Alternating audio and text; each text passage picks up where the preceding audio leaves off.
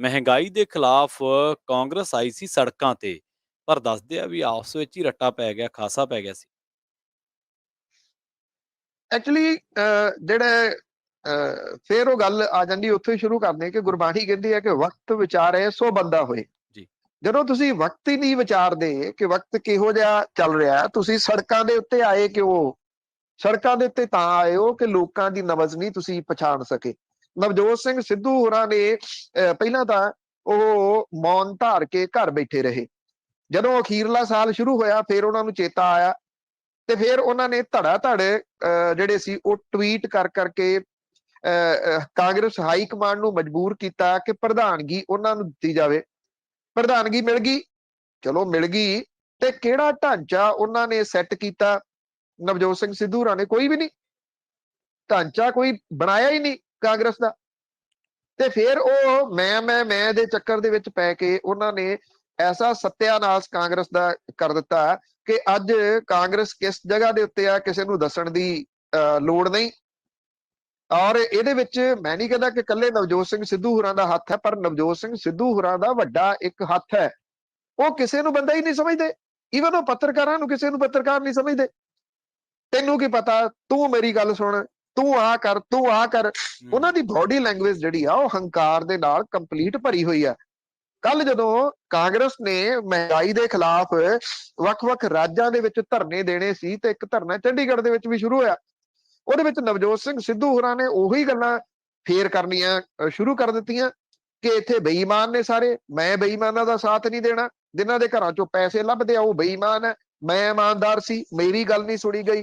ਤੇ ਉੱਥੇ ਵਰਿੰਦਰ ਢਿੱਲੋਂ ਜਿਹੜਾ ਕਿ ਯੂਥ ਕਾਂਗਰਸੀ ਆਗੂ ਆ, ਉਹਨੇ ਉੱਠ ਕੇ ਟੋਕ ਦਿੱਤਾ ਕਿ ਸਿੱਧੂ ਸਾਹਿਬ ਜੇ ਕੋਈ ਬੇਈਮਾਨ ਹੈ ਤੇ ਉਹਦਾ ਨਾਮ ਲੈ ਕੇ ਦੱਸੋ, ਇਉਂ ਸਾਰਿਆਂ ਨੂੰ ਬਦਨਾਮ ਨਾ ਕਰੋ। ਅਸੀਂ ਵੀ ਇੱਥੇ ਬੈਠੇ ਆ, ਅਸੀਂ ਬੇਈਮਾਨ ਥੋੜੀ ਆ, ਇਮਾਨਦਾਰ ਸਿਰਫ ਤੁਸੀਂ ਹੋ। ਅੱਗੋਂ ਬਜਾਏ ਇਹਦੇ ਕਿ ਸਿਆਣਪ ਵਿਖਾਉਂਦਿਆਂ ਨਵਜੋਤ ਸਿੰਘ ਸਿੱਧੂ ਹੋਰੀ ਇਸ ਮਾਮਲੇ ਨੂੰ ਉੱਥੇ ਨੱਪਣ ਦਾ ਯਤਨ ਕਰਦੇ, ਉਹਨਾਂ ਦੀ ਬਾਡੀ ਲੈਂਗੁਏਜ ਜਿਹੜੀ ਸੀ, ਉਹਨਾਂ ਦਾ ਖੜੋਣਾ, ਛਾਤੀ ਜਿਹੜੀ ਉਹ ਤਾਨਣੀ ਇਹੋ ਜਿਹੀ ਸੀ ਕਿ ਮੈਂ ਫਿਰ ਧੱਕੇ ਦੇ ਜ਼ੋਰ ਦੇ ਨਾਲ ਆ ਜਿਹੜਾ ਕਰਾ ਲੂੰਗਾ। ਜਿਹੜੇ ਦੂਜੇ ਵਰਕਰ ਸੀ ਉਹਨਾਂ ਨੇ ਬੈਸਣਾ ਸ਼ੁਰੂ ਕਰ ਦਿੱਤਾ ਨਵਜੋਤ ਸਿੰਘ ਸਿੱਧੂ ਹੋਰਾਂ ਦੇ ਨਾਲ।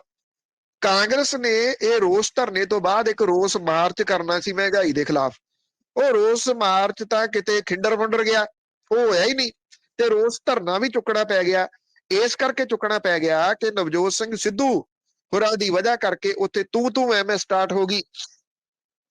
ਨਵਜੋਤ ਸਿੰਘ ਸਿੱਧੂ ਹੋਰੀ ਚਾਹੁੰਦੇ ਆ ਕਿ ਕਾਂਗਰਸ ਦੀ ਪ੍ਰਧਾਨਗੀ ਇੱਕ ਵਾਰੀ ਫੇਰ ਉਹਨਾਂ ਨੂੰ ਮਿਲ ਜਾਵੇ। ਜੇ ਉਹਨਾਂ ਨੂੰ ਮਿਲ ਗਈ ਤੇ ਫਿਰ ਇਹ ਆ ਕਿ ਕਾਂਗਰਸ ਦਾ ਪੱਕਾ ਭੋਗ ਪਾ ਦੇਣਗੇ ਨਵਜੋਤ ਸਿੰਘ ਸਿੱਧੂ ਹੋਰੀ। ਉਹਨਾਂ ਦੀ ਬਾਡੀ ਲੈਂਗੁਏਜ ਜਿਹੜੀ ਆ ਉਹ ਇਸ ਕਿਸਮ ਦੀ ਦਿਸਦੀ ਆ। ਉਹ ਹੁਣ ਤਾਂ ਤੁਰੇ ਫਿਰਦੇ ਆ, ਕਦੀ ਕਿਸੇ ਜਗ੍ਹਾ ਤੇ ਜਾਂਦੇ, ਕਦੀ ਕਿਸੇ ਜਗ੍ਹਾ ਤੇ ਜਾਂਦੇ ਆ। ਚੋਣਾਂ ਦੇ ਵਿੱਚ ਨਵਜੋਤ ਸਿੰਘ ਸਿੱਧੂ ਹੋਰੀ ਕਿਤੇ ਵੀ ਨਹੀਂ ਗਏ ਚੋਣ ਪ੍ਰਚਾਰ ਕਰਨ ਦੇ ਵਾਸਤੇ। ਕਹਿੰਦੇ ਚਰਨਜੀਤ ਚੰਨੀ ਨੂੰ ਫੇਸ ਕਿਉਂ ਬਣਾਇਆ? ਤੁਸੀਂ ਦੇਖਣਾ, ਜੇ ਨਵਜੋਤ ਸਿੰਘ ਸਿੱਧੂ ਨੂੰ ਕਾਂਗਰਸ ਦਾ ਪ੍ਰਧਾਨ ਨਾ ਬਣਾਇਆ ਤਾਂ ਨਵਜੋਤ ਸਿੰਘ ਸਿੱਧੂ ਹੋਰਾਂ ਨੇ ਫੇਰ ਮੌਨ ਧਾਰ ਲੈਣਾ। ਫਿਰ ਉਹਨਾਂ ਨੇ ਘਰ ਚੋਂ ਬਾਹਰ ਨਹੀਂ ਨਿਕਲਣਾ, ਨਾ ਕੋਈ ਉਹਨਾਂ ਨੇ ਗੱਲ ਕਰਨੀ ਹੈ। ਚਾਹੇ ਉੱਥੇ ਬਾਈਬਲ ਦੇ ਵਿੱਚ ਜਾ ਕੇ ਧਰਨੇ ਦੇ ਉੱਤੇ ਚਲੇ ਗਏ, ਜੇ ਉਦੋਂ ਬਾਅਦ ਇਹ ਧਰਨਿਆਂ ਤੇ ਲੱਭ ਗਏ, ਜੇ ਪ੍ਰਧਾਨਗੀ ਨਾ ਮਿਲੀ ਤੇ ਕਹਿਣਾ, ਜੇ ਮਿਲ ਗਈ ਤੇ ਤਾਂ ਵੀ ਉਹਨਾਂ ਨੇ ਕਿਤੇ ਬਾਹਰ ਨਹੀਂ ਨਿਕਲਣਾ। ਕਿਸੇ ਮੁੱਦੇ ਦੇ ਉੱਤੇ ਉਹਨਾਂ ਨੇ ਕੋਈ ਗੱਲ ਨਹੀਂ ਕਰਨੀ। ਉਹ ਮਹਿਜ਼ ਪ੍ਰਧਾਨਗੀ ਦੇ ਚੱਕਰ ਦੇ ਵਿੱਚ ਇਸ ਵੇਲੇ ਇੰਨਾ ਕੁਝ ਜਿਹੜਾ ਉਹ ਕਰ ਰਹੇ ਆ। ਪੰਜਾਬ ਕਾਂਗਰਸ ਜਿਹੜੀ ਕਿ ਖੱਖੜੀਆਂ ਕਰੇਲੇ ਇਸ ਵੇਲੇ ਹੋਈ ਫਿਰਦੀ ਹੈ, ਉਹ ਇੱਕ ਦੂਜੇ ਦੇ ਉੱਤੇ ਇਲਜ਼ਾਮ ਲਾਉਣ ਦੇ ਵਿੱਚ ਹੀ ਜ਼ਿਆਦਾ ਆਪਣਾ ਸਮਾਂ ਬਤੀਤ ਕਰ ਰਹੀ ਹੈ। ਚਾਹੇ ਉਹ ਸੁਨੀਲ ਜਾਖੜ ਹੋਰਾਂ ਦੇ ਬਿਆਨ ਨੇ, ਚਾਹੇ ਉਹ ਵਰਿੰਦਰ ਢਿੱਲੋਂ ਹੋਰਾਂ ਦੀ ਬਹਿਸ ਹੈ, ਚਾਹੇ ਚਰਨਜੀਤ ਚੰਨੀ ਹੋਰੀ ਹਾਈ ਕਮਾਂਡ ਦੇ ਕੋਲੇ ਫਿਰਦੇ ਆ ਕਿ ਜਾਖੜ ਤੋਂ ਮਾਫੀ ਮੰਗਾਓ, ਤੇ ਚਾਹੇ ਨਵਜੋਤ ਸਿੰਘ ਸਿੱਧੂ ਹੋਰੀ ਅੱਜ ਇੱਥੇ ਸੜਕਾਂ ਦੇ ਉੱਤੇ ਨਿਕਲਣ ਦਾ ਡਰਾਮਾ ਕਰ ਰਹੇ ਆ।